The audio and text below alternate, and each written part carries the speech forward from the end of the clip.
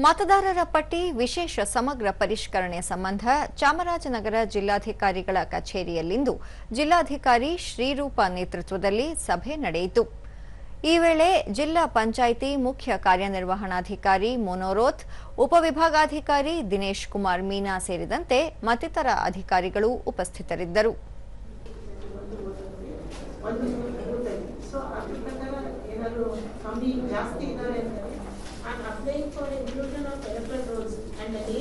ಬಳಿಕ ಶ್ರೀರೂಪ, ಚುನಾವಣಾ ಆಯೋಗದ ನಿರ್ದೇಶನದ ಮೇರೆಗೆ ರಾಜ್ಯದಲ್ಲಿ ಮತದಾರರ ಪಟ್ಟಿ ವಿಶೇಷ ಸಮಗ್ರ ಪರಿಷ್ಕರಣೆಗೆ ಸಂಬಂಧಿಸಿದಂತೆ ಸುತ್ತೋಲೆ ಬಂದಿದ್ದು, ಆ ನಿಟ್ಟಿನಲ್ಲಿ ಜಿಲ್ಲೆಯಲ್ಲಿರುವ 983 ಮತಗಟ್ಟೆಗಳಿಗೂ ಅಧಿಕಾರಿಗಳನ್ನು ನೇಮಕ ಮಾಡಲಾಗಿದೆ.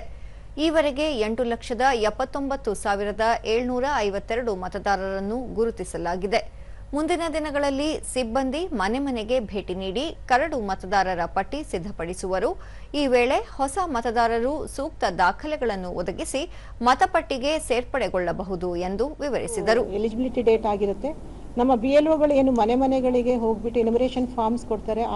ಆ ಟೈಮಲ್ಲಿ ಏನಾದ್ರು ಹೊಸ ವೋಟರ್ಸ್ ಇದ್ರೆ ಅವರು ಫಾರ್ಮ್ 6 ಅವರಿಗೆ ಕೊಡ್ತಾರೆ. ಹೊಸ ವೋಟರ್ಸಿಗೆ ಅವರು ಆ ಟೈಮಲ್ಲಿ ತಮ್ಮ ಡಿಕ್ಲರೇಷನ್ಸು ಮತ್ತು ಅದೇನು ಭಾರತ ಎಲೆಕ್ಷನ್ ಕಮಿಷನಿಂದ ಡೈರೆಕ್ಷನ್ಸ್ ಬಂದಿದೆ, ಆ ಒಂದು 12 ಡಾಕ್ಯುಮೆಂಟ್ಸನ್ನ ಜೊತೆಯಲ್ಲಿ ಕೊಟ್ಬಿಟ್ಟು ತಮ್ಮ ಹೆಸರನ್ನು ನೋಂದಾಯಿಸ್ಕೊಳ್ಬೇಕು ಅಂತ ಹೇಳಿಬಿಟ್ಟು ನಾನು ಈ ಮೂಲಕ ಕೋರ್ಕೊಳ್ತೇನೆ.